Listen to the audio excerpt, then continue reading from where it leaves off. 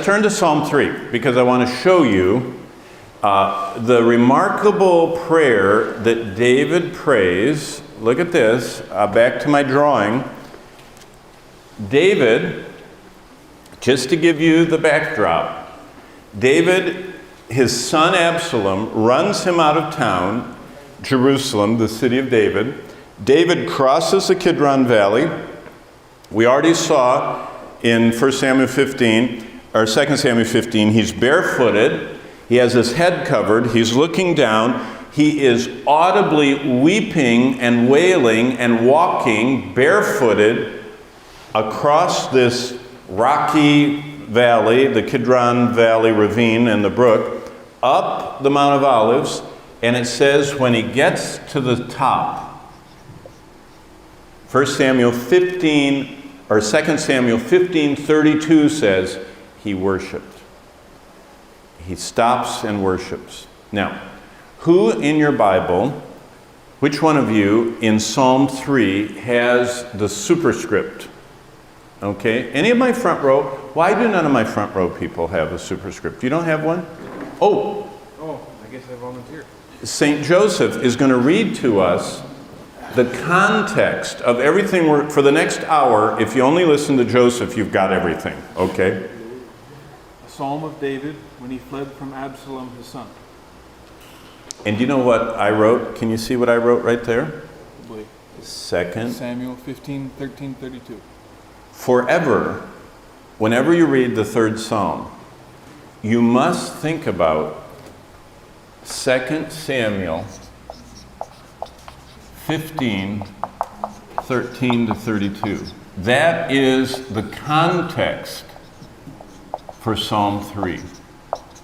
Now remember, the most important part of understanding the Bible is the context. And the context of Psalm 3 is 2 Samuel 15:13-32. And what it's all about is, I'll tell you ahead of time, David is running for his life, actually walking for his life, barefooted, crying, covered head, weeping. All the people around him are wailing. And a whole army is coming to get him. And he's camping outdoors. Now, at least in this room, we have windows, and there are walls, and we have a roof. And so if we were being followed by an army, most of their arrows wouldn't make it in here. They would hit the windows and break the windows, and they'd hit the door, and their slingshots would do that. Their spears, we'd be able to, none of them could get me if I got right here, They would be, shooting by me. David is going to camp outdoors. And we know back then they slept on the ground.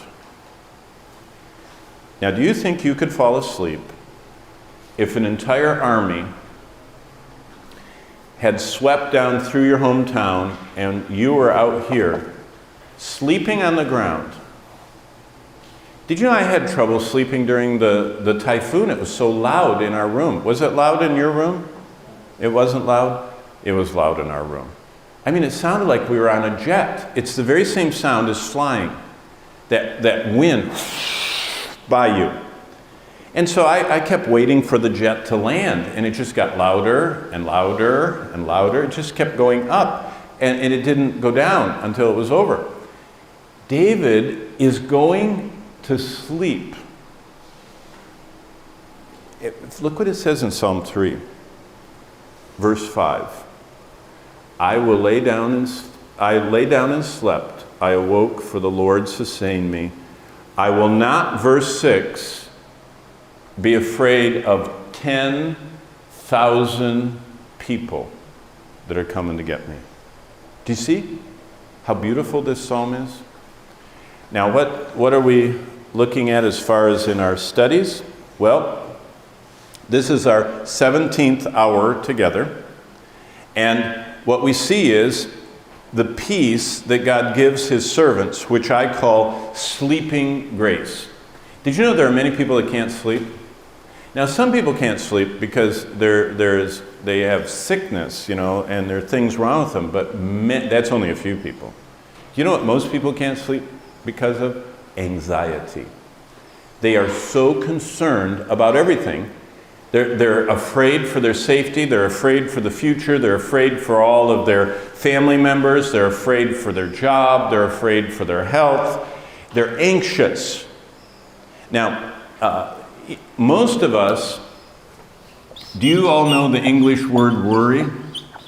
How many of you could define that for me? You know what worrying is? Do you understand the word worry? Yes or no?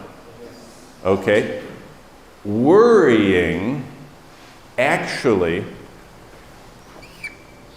is the negative side of meditation. See, meditation, if you are negative, you worry.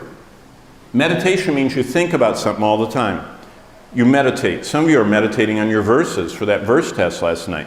You were thinking about them over and over again. I watched you. You had your little cards, you had your notebooks, you were looking at your verses. So the negative side of meditation is worry. The positive side of meditation is you're able to transform your mind and renew your mind. That's the positive. The positive use of meditation is transformational. Your mind changes, you have peace and joy. The negative side is it's worrying about problems. That's negative. Worrying about thinking about promises, meditating about promises transforms us. So that's the positive use of meditation. The negative use of meditation is worry, thinking about problems. So which did David do?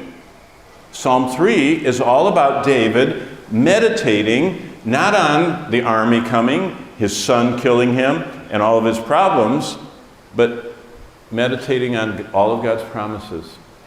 The God said, I will never leave you, I'll never forsake you, I chose you, Psalm 139, I designed you in your mother's womb, I fearfully and wonderfully made you. That's sleeping grace. And it's sleeping when fears surround us. Okay, let's go through every part of Psalm 3. And by the way, now I'm going to have to help you. Today, this lesson 17, you're going to use both the notes from 17 and 18. Next hour from 18, you're going to use the notes that are numbered 19. And tomorrow, when you get to class 19, you're going to use the notes for 20. Now someone's going to ask me, where are the notes for class 20 then, if we've already used them up in class 19? There aren't any. So you just have to just sit here and listen with no notes. Okay, sorry. What happened is, as I was working along last night, I said to my wife, I said, there's one missing. And so we'll just go without it, okay? Can you guys go without anything to look at in your notebooks? You can just look at the Bible. Won't that be fun? And it'll be great. Okay, so today you're doing the notes from two of them. Okay, Psalms are from God. Listen, Psalms are from God. Every one of the 150 Psalms, God sent them to you and to me. All of them are important. The third Psalm is the opener of some of the marvelous things. A psalm is a worship song. It's a truth offered to God in worship that is to be shared by participation. That's what psalms are. They were participatory. They were group songs that the nation of Israel sang together. Isn't that neat? Kind of like last night while I was working on this, I can hear everything going on here in our room. Our room is right there. Probably you can hear it in your room. And so I was listening to you. Bonnie was sitting and enjoying and filming and taking pictures of you all. And some of you were doing special music, and Gaius was leading, and MVP was preaching. But did you notice that the songs you sang were group songs? And you guys really sing. You really know those songs. That's what the book of Psalms is. They were group. And God invites us to join in and participate in praising for what he's done. Okay, so look at Psalm 3. What Joseph read to us, the first thing it says in the Hebrew Bible is a psalm. So if Joseph looked in his Bible, that's the first one that's called a psalm. It doesn't say that before number 2, and it doesn't say that before number 1. We call them psalms, but that was put in by a printer in the 15th and 16th century AD. This is the first one God calls a psalm. The third. It's the first one that's called a psalm. Now they're all psalms, but for some reason God wanted to emphasize this one. The second thing is, it says a psalm of what, Joseph? This is the first psalm in the whole book of Psalms attributed to David. Now, did David write psalms that aren't attributed to him? Yes. But 73 have this attribution in them. Isn't that interesting? Now, you say, what are you making such a big deal about this for? I'm not. God did. It's God that chose to say that Psalm 3 was a psalm, and he didn't say that about any other psalm before this. God chose to say it's a psalm of David. Okay. Here's the third thing. This is the first psalm that gives us the divinely written setting. The context. This right here, this map I've been working on for 2 hours, this is what's written about. It says, a psalm of David, look at this, when he fled from Absalom, his son. That's exactly what's going on here. Absalom is coming to get David. David is driven out across the brook Kidron. David walks up the Mount of Olives, and in 2 Samuel 15, 30 to 32, it says he pauses at the top of the Mount of Olives to worship God. And this psalm is that worship. It's amazing. But there's one more thing about it. All of you have this. Everybody look down at Psalm 3. What is at the end of verse 2? What's the last word in your Bible? Say it out loud. What's at the end of verse 4? Everybody say it out loud. Whoa. What's at the end of verse 8? This is the first psalm that has those in it. Those selahs. Those selahs basically mean, what do you think of that? Look at that. Did you think about that? See, it's kind of like, I would say, maybe you think about how big this is. That's what a selah is. I just drew attention to how big this water container is. Whenever you see Selah written in your Bible, stop. Because God is asking you to stop, pause, and think about what he just said. And so there are three messages in this psalm. We're going to look at them. But they're chosen by God. Verse 1 and 2 is the first message. Verse 3 and 4 is the second message. And verse 5, 6, 7, and 8 is the third message. It's a 3-point sermon from God. By the way, selahs, there are a lot of them. There are 16 psalms that only have one selah in them. There are 15 psalms that have 2 selahs in them. There are 7 psalms that have 3 in them. This is one of them. One of 7 that has selah, selah, selah. But there's only one psalm that has 4. Selah, selah, selah, selah. Psalm 89. And we've already covered that because it talks about David being king and Messiah and the Lord's plan. So it's amazing, this psalm. What else can we find out? Well, look at 2 Samuel 15, and let's once again remember the setting. 2 Samuel 15 and verse 13 says this: the bad news comes to David in verse 13 A messenger came to David in 2 Samuel 15:13 and said, "The hearts of the men of Israel are with Absalom."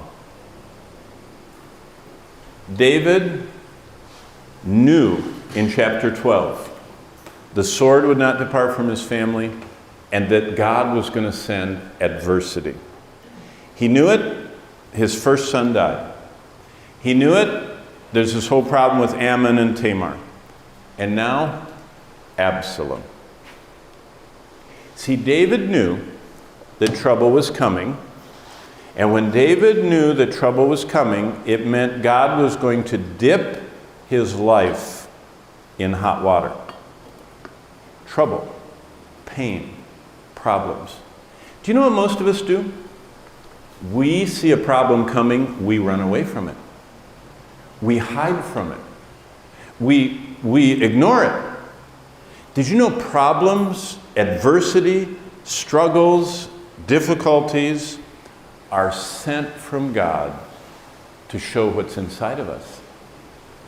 That's how God reveals what's inside of us. And whether we meditate on the problem, that's worry, that's a sin. Jesus said, do not be anxious. Do not worry. Jesus commands us not to do that.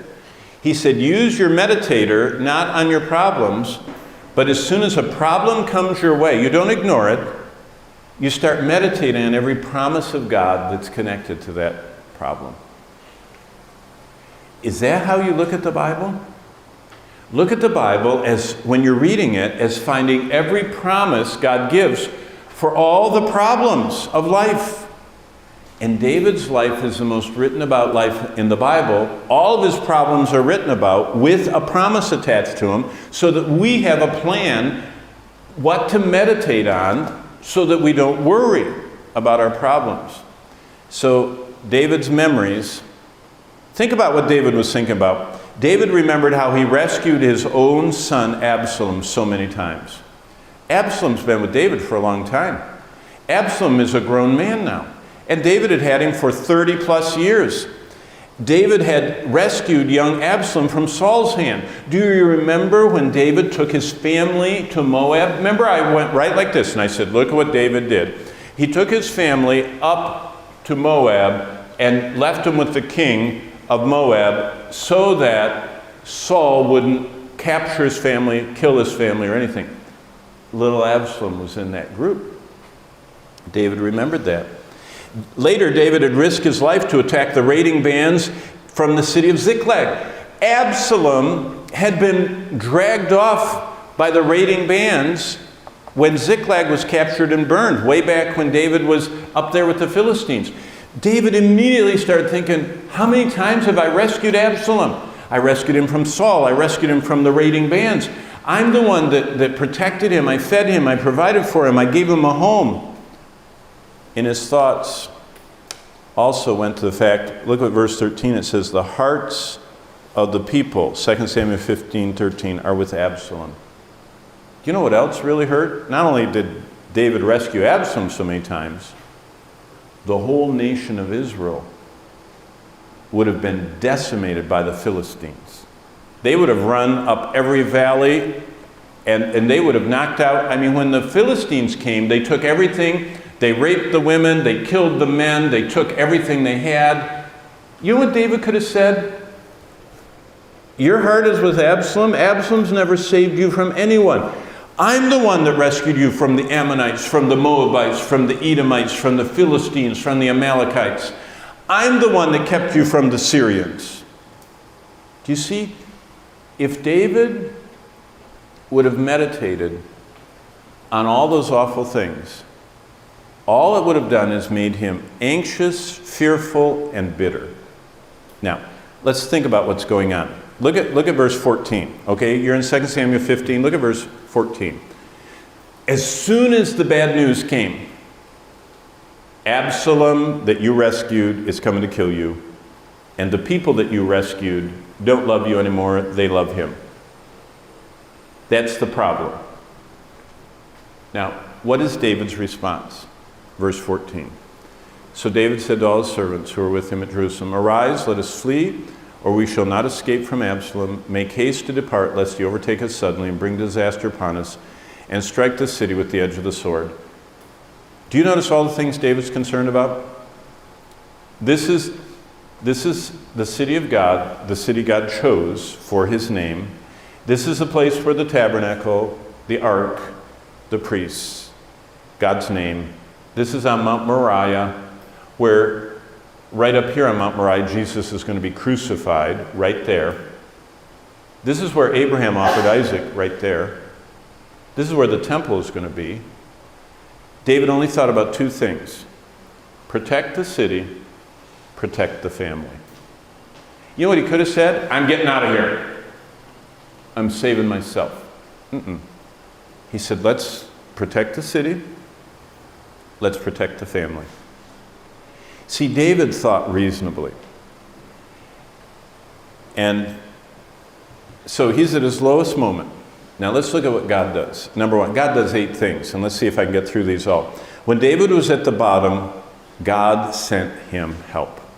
Now see, David, when he was looking at Bathsheba, God sent him help, but he resisted it. Do you remember the servants came and said, "That's Uriah's wife. That is Ahithophel's granddaughter. You shouldn't be doing this." God sent him help. God always sends us help. It says in 1 Corinthians 10, 12 and 13, God is faithful. He never allows us to be tempted above what we're able. He's always there helping us. What help did God send? Look at verse 19. Then the king said to Ittai the Gittite, "Why are you also going with us? Return and remain with the king, for you are a foreigner." Notice what it says in verse 19, Ittai the Gittite. What is a Gittite? Someone from the city of Gath. Gath. Someone from Goliath's hometown. Do you realize how amazing David is? Did you know that people, Philistines, from the city of Gath, from David's living there for a while, being Achish's bodyguard, they admired David, the king of their enemies, so much that they left their hometown and said, "For the rest of our life, we're going to follow and serve you, David." That's unheard of. So that guy from Gath, David says, "You are a foreigner." Look at verse 19. "You are an exile from your own place. You're from the Philistine territory. You don't need to come with me. In fact, you only came yesterday." David said, "You haven't been with me my whole life. You just came in that last part, the part where David is going up to the Philistine battle against Saul, and Achish sends him home. That was the only short time." And David says, "You don't need to come with me." Look what he says. "Return and take your brethren back. Mercy and truth be with you." Verse 21. But Ittai answered the king and said, "As the Lord lives." Do you know what? Ittai had ended his worship of Dagon, the Philistine god, and had begun following the Lord. You know what we could say? David was a soul winner. Do you understand that? David influenced pagan Philistines to become followers of God. We influence pagan Filipinos and everybody else in this country to leave their false worship and follow God. Do you understand? David pointed people to the Lord. Here's some of his converts.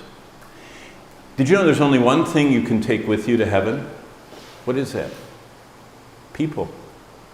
There's only one thing you can take from this room to heaven with you. You certainly can't take your pen. You can't take all of your bags that you have your books and in your watch, that beautiful watch, and you can't take your notebook. But you know what you can take to heaven? People. It's the only thing you can take with you. Do you know how you take them with you? You go and share the gospel, you lead them to Christ, and forever you're taking that person with you to heaven. Do you know people that you've led to the Lord? Have you ever thought about that? That's your greatest possession. I think back of every person. Do you remember the guy I told you about with all the piercings and the thing in his tongue, that his eyes were turning orange? That was the color of May's notebook there. Do you remember that moment I told you that story? Did you know I'm taking Daniel with me to heaven? I told him about Christ. When we get to heaven, Daniel's going to come up, put your hand up, give me a high five. He's going to go, hey, haven't seen you for a long time. Do you remember when you scared me to death with that gospel tract at Starbucks? I'll say, I'll never forget it. Do you know that you get the privilege of taking people with you to heaven? Are you thinking about that? Do you pray about that? Do you have a list of people you're praying for in your family, back home, that you know aren't Christians yet? Relatives, neighbors, people you went to school with, people you see when you're out on, evangelism? Are you praying for them?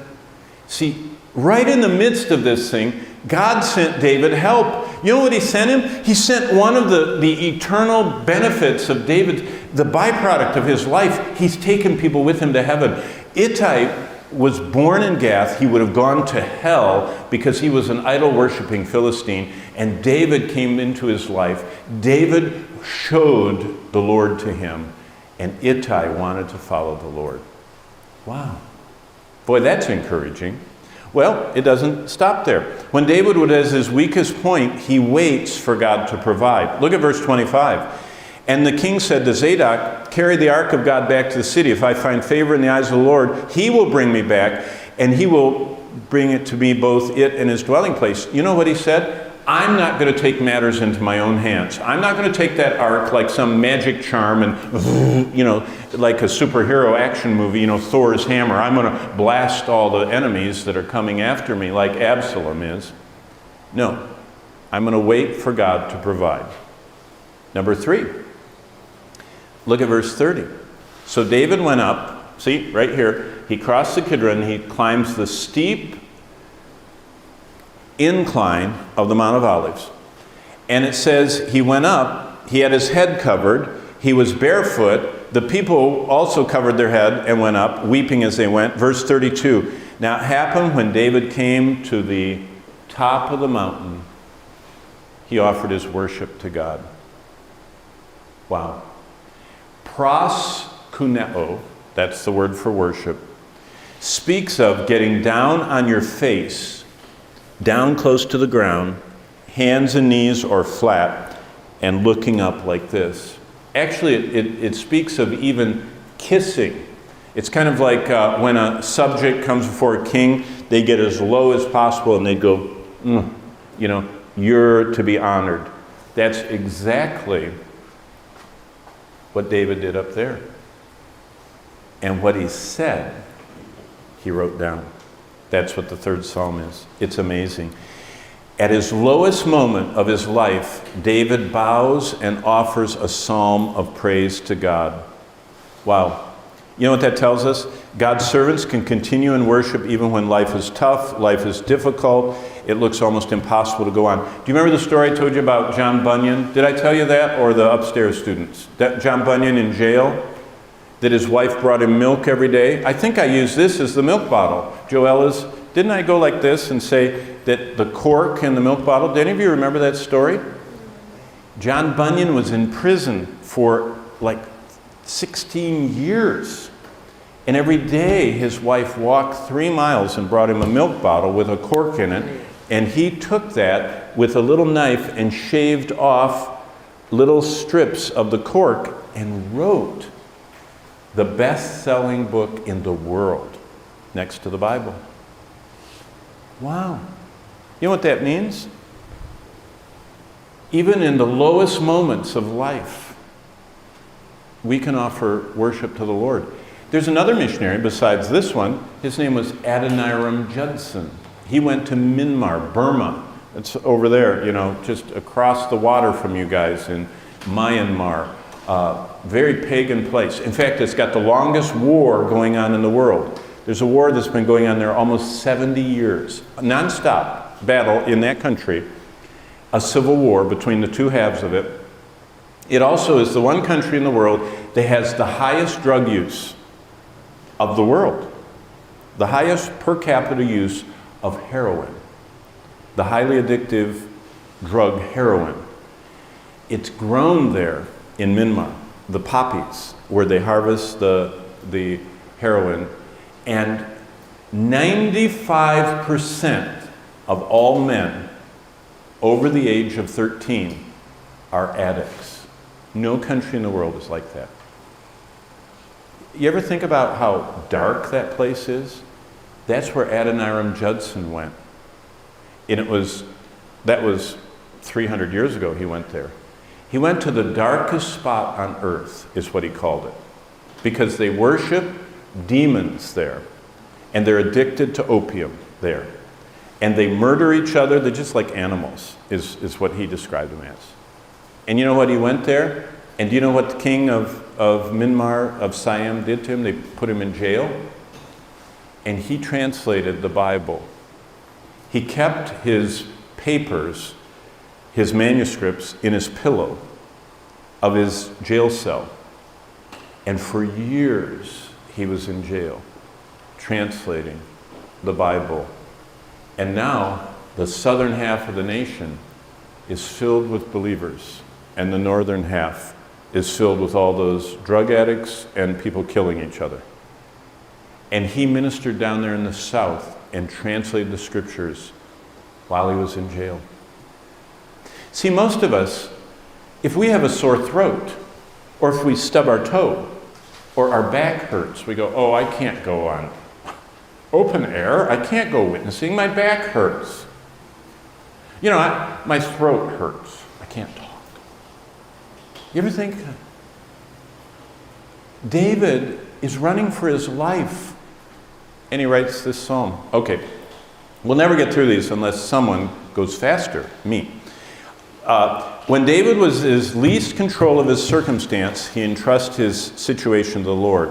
Look what it says in verse 31. That's right between 30 and 32 up there. And someone told David, Ahithophel is among the conspirators of Absalom. And David said, O Lord, I pray, turn the counsel of Ahithophel into foolishness. Ahithophel. Ahithophel. That's Bathsheba's grandpa. Bathsheba's grandpa began to hate David because David committed adultery with his granddaughter, and David killed his grandson, Uriah. And so Ahithophel, the wisest person in the land, went against David. What did David do? He entrusted his situation to the Lord. He said, I pray.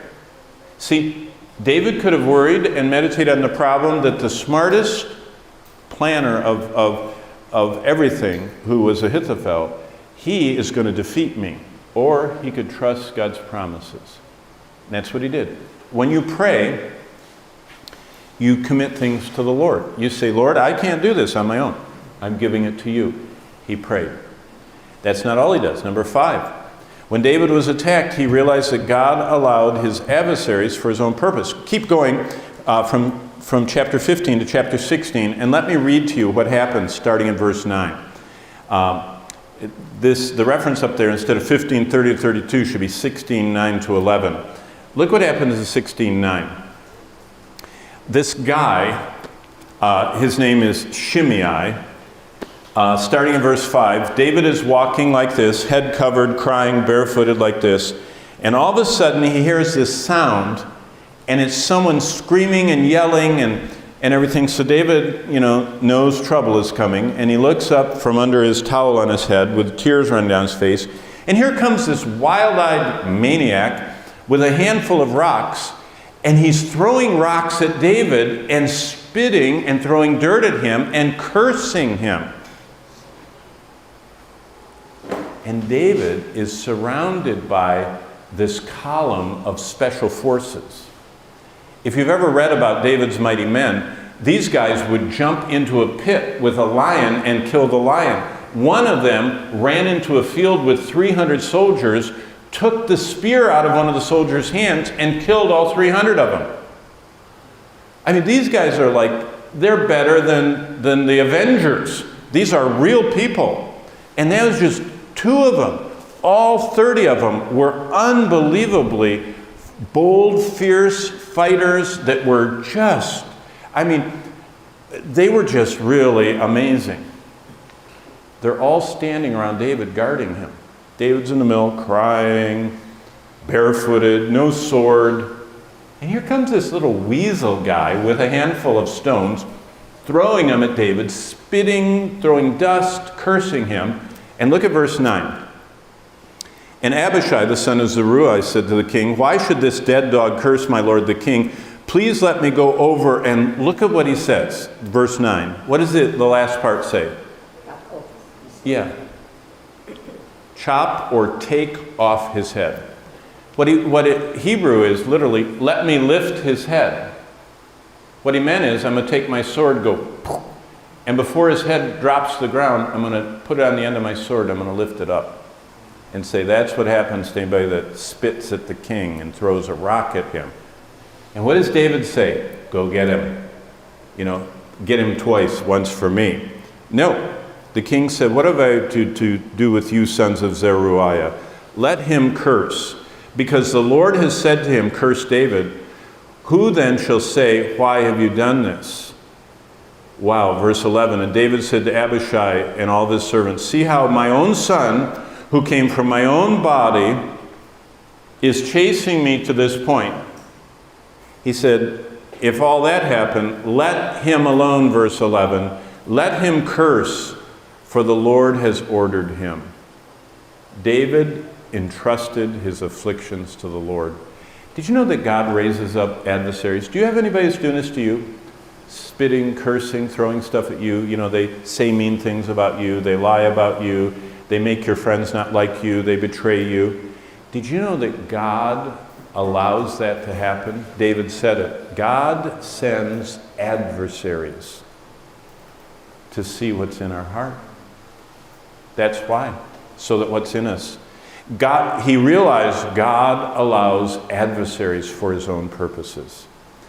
Every time when you read the Bible that an adversary is raised up, read wider than that verse and you'll find God raised up the adversary every time in the Bible.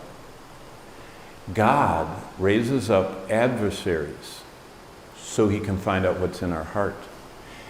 Do you know who the greatest adversary is? Satan. Satan. That's what his name means. Satan in Hebrew means adversary. God allows Satan to tempt David to look at Bathsheba so God could know what David was going to do. Was he going to... Do you remember my story about my son? Did I tell you that story? That I kicked, and what did he do? That's what God wants us to do. An adversary comes into your life, an enemy comes, Satan resists you, or the authorities resist you, or your good friend stops being your good friend. It's like God kicks your world, and he wants you to look up at him and go like this. See, everything is being orchestrated by God in David's life for us to learn from. Verse 12 of chapter 16, 2 Samuel 16, verse 12. It may be that the Lord will look on my affliction, that the Lord will repay me with good for his cursing this day. David fled to the Lord for hope. David says, Lord, you're the only one that can help me. Even when David's situation looked hopeful, God was managing everything. Now we get to chapter 17, and the Lord thwarts. In 17:14, that's the next one. Look at that, I'll change it for you. This should be 17:14. Don't you wish everything in life was as easy as correcting something on a slide? There you go. That's the correct reference for that slide.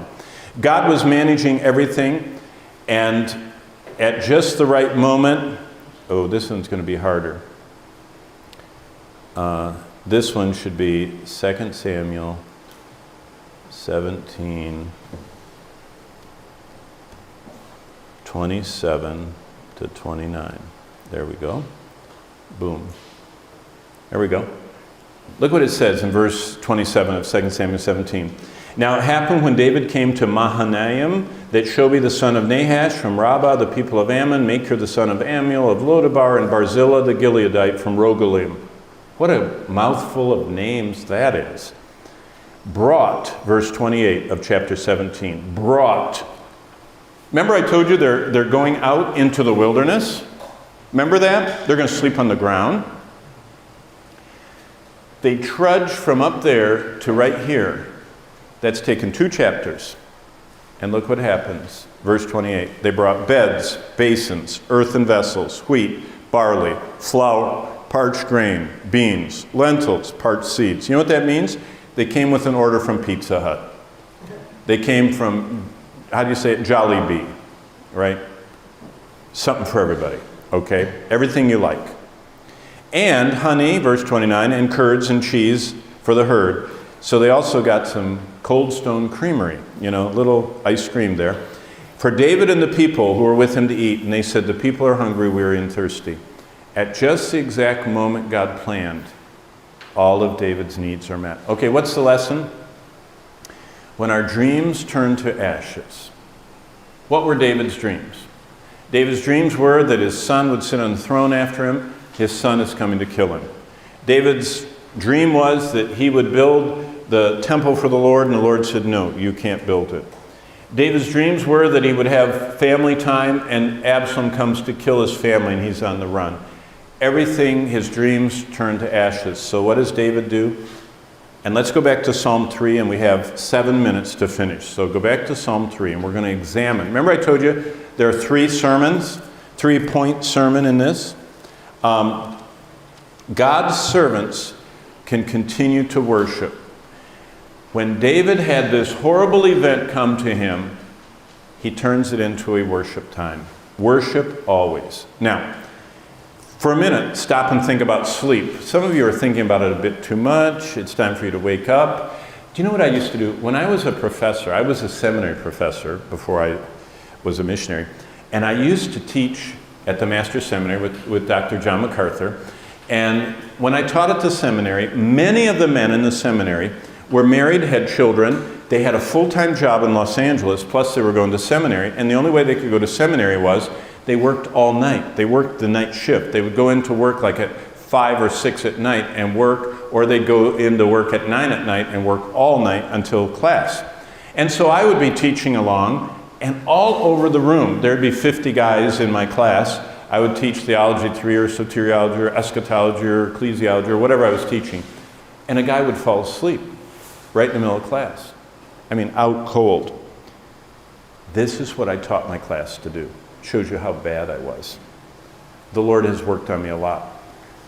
I had taught the class, if the person next to you falls asleep, you're supposed to lightly bump him and say, Pauline, he asked you to close in prayer. And they all loved it. And so everyone would sit in class and wait for the person next to him to fall asleep, and they'd go, Theody, he asked you to close in prayer. And here I would be up in front teaching, and all of a sudden one of the men would stand up and say, Lord, we're so thankful for our professor who's been teaching us. And everyone would start laughing. And they'd go, I fell asleep, didn't I? Usually only once did this happen, and they stayed awake the rest of the semester. You only had to have that happen once. But let's not do that. Let's think about sleep. Do you know what sleep is? Think about it. Sleep means your work must stop, your day must end, and that your strength has run out. Did you know God designed sleep to show us we're weak? Also that we're defenseless. Now, I don't want to tell you this too much, but when you're over there in your bed asleep, you are completely helpless. Someone can sneak up and get you, and you don't even hear them coming. You're unconscious. When we're sleeping, we're absolutely helplessly dependent on the person that stays awake, whose name is, in the Bible, that he who watches over you never slumbers or sleeps. Who said that about himself? The Lord. That's one of his attributes. He said, you have to sleep. And I never will sleep because I'm going to watch over you when you're weak, helpless, defenseless. Did you know every time we go to sleep, it should remind us that God is not and that we're helpless. I can't stay alive on my own.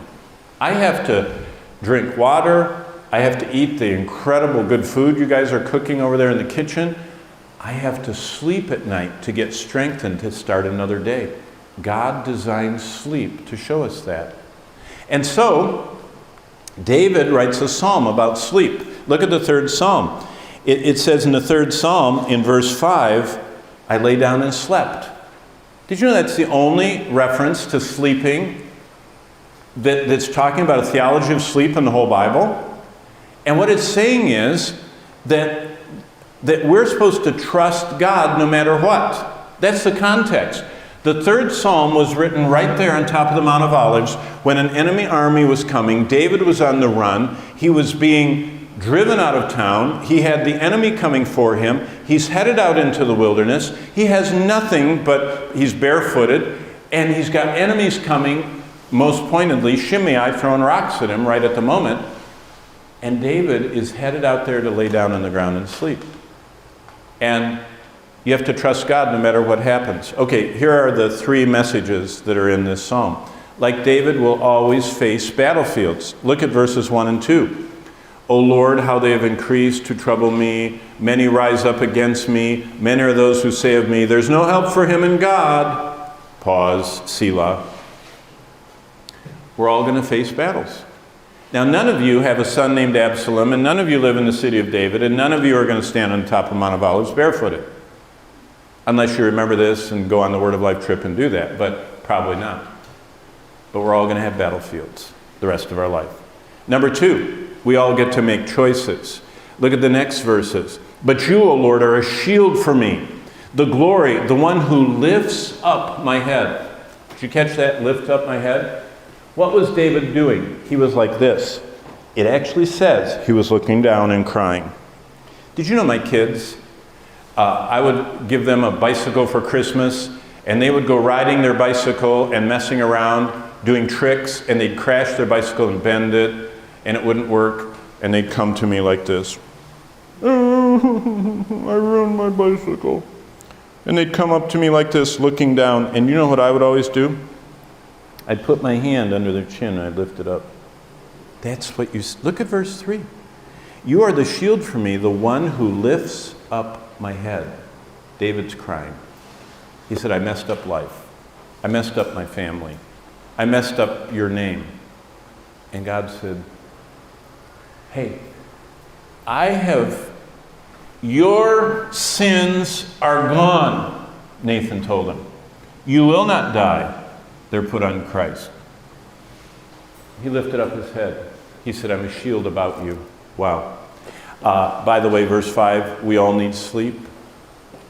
Have you ever thought about why we sleep as humans? Have you considered that all of us will probably spend a third of our life sleeping? Some of you a little bit more. You're sleeping in class, so you're going beyond your third at night. Sleep is not an accident. God is the designer and promoter of sleep. Why? Because we are supposed to trust him to take care of us. Like David, we all have problems. And the lessons are, when David is chased and hunted in verse 5, he laid down and slept, and he awoke, because the Lord sustained him. I will not be afraid. That's how we're supposed to live.